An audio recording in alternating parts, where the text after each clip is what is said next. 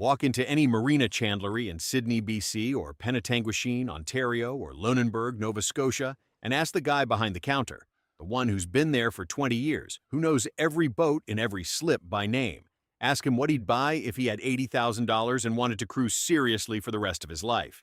I'll tell you what he won't say. He won't mention a single boat currently on a dealer's lot. He'll describe something old, something with a name you probably don't recognize, something he watched a retired couple take out of that harbor in May and not come back until September, without drama, without breakdowns, and without a single repair bill that cost more than a few $100s. Those men and women behind the chandlery counter know something. I know it too. I've been surveying boats in Canada for over 3 decades. BC, Ontario, the Maritimes, the St. Lawrence, and the knowledge I've accumulated from that work points consistently in the same direction. The forgotten boats, the ones the industry stopped talking about when their manufacturers closed or got absorbed, are dramatically outperforming the new production alternatives at every price point that normal Canadians can actually reach. The word forgotten is the key word. These are not obscure experimental designs or regional curiosities. These are boats that were once well regarded, widely sold, and seriously used, and then gradually faded from mainstream attention as the boating media moved on to whatever was new and advertisable. The boats didn't get worse. The marketing just stopped. Today I'm going to give you the Canadian guide to 7 forgotten trawlers that are outperforming everything new in BC, Ontario, and the Maritimes. We're counting down from 7 to 1. Every boat on this list has a specific Canadian regional relevance. Every boat has a story attached to it. And the boat I'm placing at number 1 is one that I genuinely believe represents the highest available quality per dollar in the entire Canadian marine market right now. The man behind the chandlery counter in Lunenburg knows what it is. By the end of this, so will you. 7. The Canoe Cove. 40. This one is for British Columbia specifically. The Canoe Cove Boatyard operated on Saanich Inlet, just north of Victoria, and the boats they built, from the 1950s through the 1990s, were handcrafted to a standard that no production yard has matched before or since. The Canoe Cove 40 is a pilot house trawler designed for BC coastal conditions by BC craftsmen who had spent their careers watching what those conditions did to lesser boats. I showed a Canoe Cove 40 to a retired Vancouver engineer named Thomas, who had been shopping new trawlers for 18 months and coming away frustrated every time. The moment he stepped onto the Canoe Cove, he went quiet. He walked through the interior without saying a word. He came back up to the pilot house, put his hand on the wheel, looked out at Sydney Spit through the forward windows, and said, "This is what I was looking for." He paid $82,000 for a 1984 example. His surveyor, who has been working BC waters for 25 years, told him afterward it was the finest hull he had surveyed in that price range that year. What most people don't realize about Canoe Cove is that their joinery work was done by craftsmen who treated each boat as a one-off commission, not a production run. The result is interior finish quality that no current manufacturer is achieving at any price under $400,000. Who should buy a Canoe Cove 40? Serious BC cruisers who want regional craftsmanship and genuine coastal capability. Who should avoid it? Buyers who need a widely known brand or who aren't prepared for the premium parts sourcing that comes with a small yard heritage boat. Number 6. The DeFever. 41. I've mentioned Arthur DeFever's design work in other videos. On this list, the 41-foot version earns the number 6 position because of one specific quality. It is the most accessible entry point into genuine DeFever offshore capability for Canadian buyers working with a budget between $60,000 and $90,000. A couple from Windsor, Ontario, Renata and her husband, were planning to retire and do the Great Loop, the circular route around the eastern U.S. and Canada that takes a boat from Lake Erie through the U.S. river system, around Florida, up the Atlantic Intracoastal Waterway, and back to the Great Lakes. It's an 18-month trip. It requires a boat that can handle coastal ocean passages, river currents, tidal estuaries, and freshwater lakes. Most trawlers in their budget were built for one of those environments. The DeFever 41 was built for all of them. Here's what nobody tells you about doing the Great Loop in an older DeFever. The Lehman diesel is so well supported across the entire U.S. and Canadian route that every major marina stop between Windsor and Halifax has a parts supplier or a mechanic familiar with the engine. Renata told me that 3 times during their trip, they needed minor parts. Each time, parts arrived within 24 hours. In a DeFever, in 2023. Who should buy a DeFever 41? Great Loop candidates. Ontario and Quebec buyers planning coastal transitions. couples wanting offshore potential at used market prices. Who should avoid it? Buyers who want guaranteed overnight marina amenities. The DeFever 41 draws slightly more than some shallow water marinas can accommodate at low tide. Number 5. The Mainship 40 Trawler.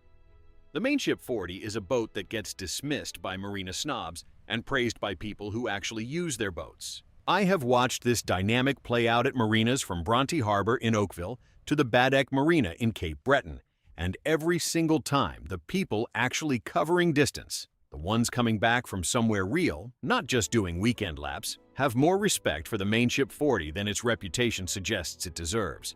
A retired couple from Ottawa, Pierre and his wife, bought a Mainship 40 for $58,000 with the specific goal of cruising the Ottawa and St. Lawrence River systems each summer.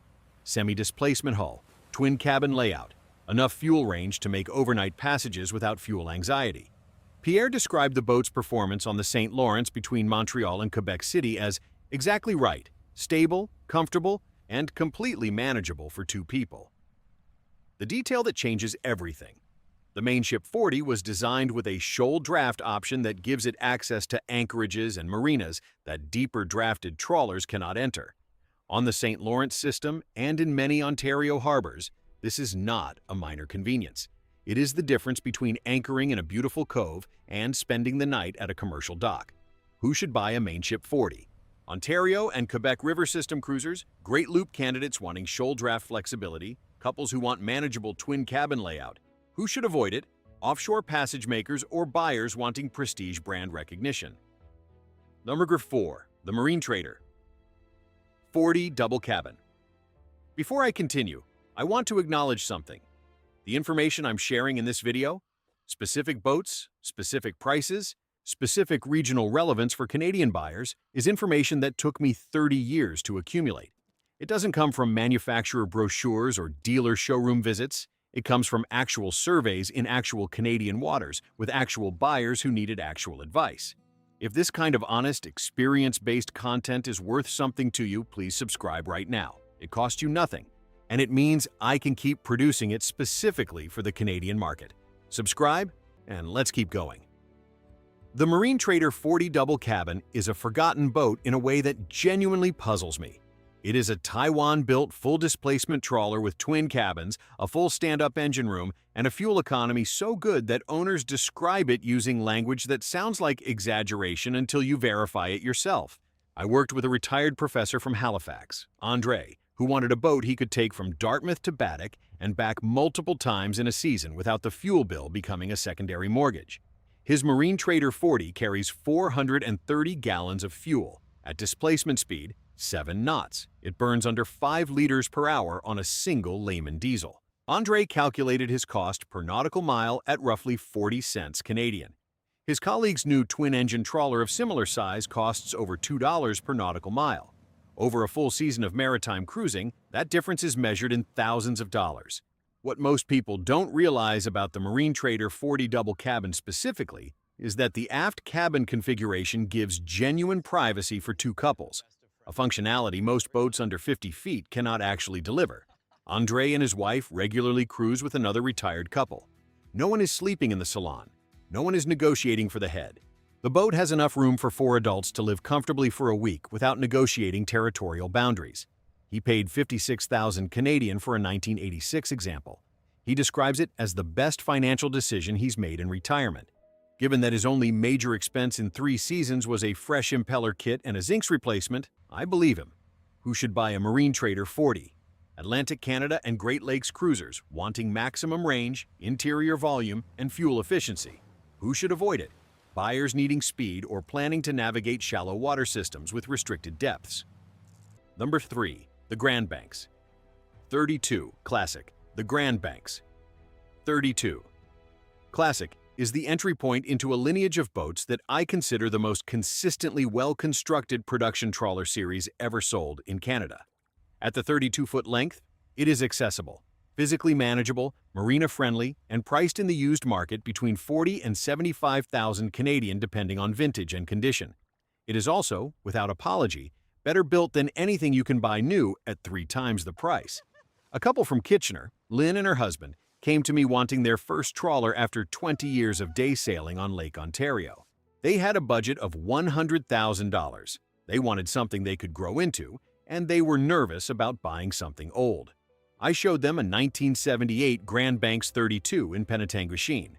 Lynn called me after the survey. She said, "Our surveyor kept saying things like, remarkable for its age and construction quality well above current production standards.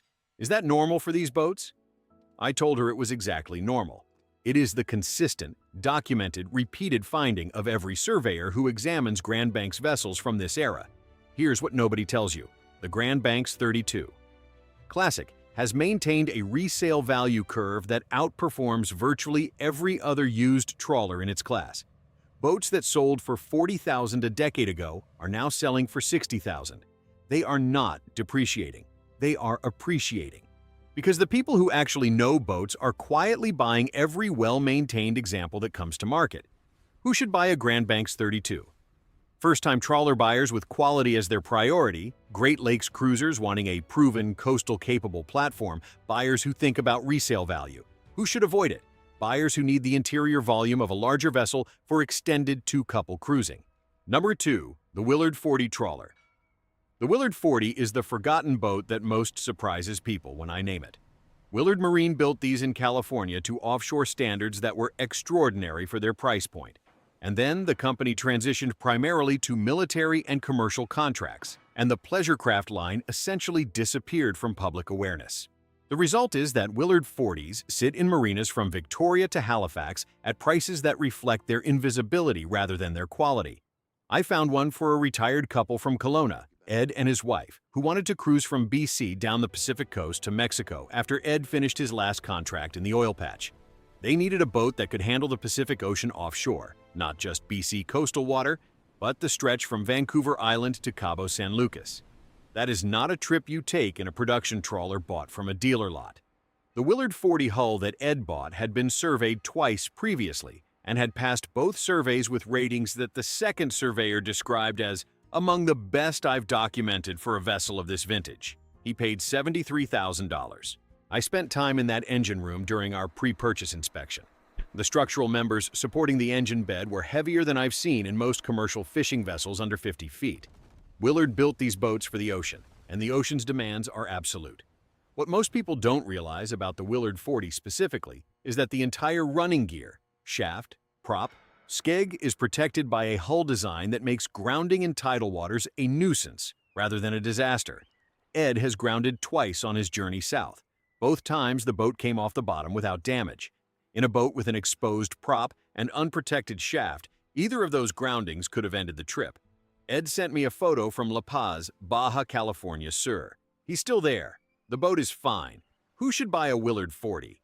Serious passage makers, BC offshore cruisers, anyone planning the Pacific coast route to Mexico. Who should avoid it? Buyers who want a marina showboat. The Willard is a working vessel with no interest in impressing anyone. Number 1.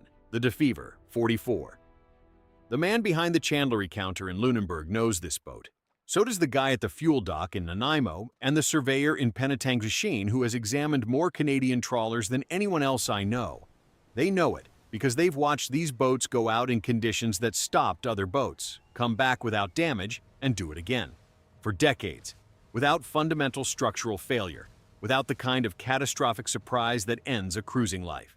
I've placed the DeFever 44 at the top of every relevant list I've made in this business. This is not loyalty to a brand. Arthur DeFever is not alive to receive loyalty. This is a conclusion drawn from 30 years of professional observation. The DeFever 44 is the highest available quality per dollar in the Canadian used trawler market in BC, in Ontario, and in the Maritimes. Here is the specific regional case for each Canadian cruising region. In BC, the full keel and protected running gear make this boat the right choice for the exposed headlands, tidal passes, and deadhead log hazards of the inside passage. In Ontario, the deep fuel tankage and heavy displacement make it the right choice for Lake Superior crossings and extended Great Loop passages. In the Maritimes, the offshore hull design makes it the right choice for the Bay of Fundy tides, the Cape Breton coast, and the Cabot Strait crossing to Newfoundland. I showed this boat to a retired firefighter from Fredericton named Claude, who had never heard of Arthur DeFever, and could not have found the D-Fever 44 in a Google search before our conversation. 6 months later, Claude owned one. He paid $79,000. He spent $9,000 on refit. He cruised from Fredericton to Baddeck last summer, a passage through some of the most tide-affected water in the world, and called me from Cape Breton to say that the boat felt like it was built specifically for that route. It wasn't built for that route. It was built for the Pacific Ocean. That is the point. A boat built for the Pacific Ocean outperforms everything available new in Canada at any price under $300,000. And you can buy it today for $70,000 to $110,000 Canadian dollars. The chandlery countermen know this. The surveyors know this. The experienced cruisers who have been on the water for 30 years know this. Now you know it too. Full recap. Canoe Cove 40 for BC regional craftsmanship. DeFever 41 for Great Loop, Ontario buyers. Mainship 40 for St. Lawrence and shoal draft flexibility. Marine Trader 40 for Atlantic range and interior volume. Grand Banks 32, classic for Great Lakes quality and value retention. Willard 40 for serious Pacific offshore passage making. And the DeFever 44 at number 1, outperforming everything new in BC, Ontario, and the Maritimes, at a price that makes the comparison almost unfair. Use this guide. Tell the man at the chandlery counter I sent you. He'll know what you're talking about. Please like this video, leave a comment telling me what province you boat in, and subscribe so you never miss the next one. The Canadian marine market has more overlooked value than most people ever find, and I intend to keep finding it for you.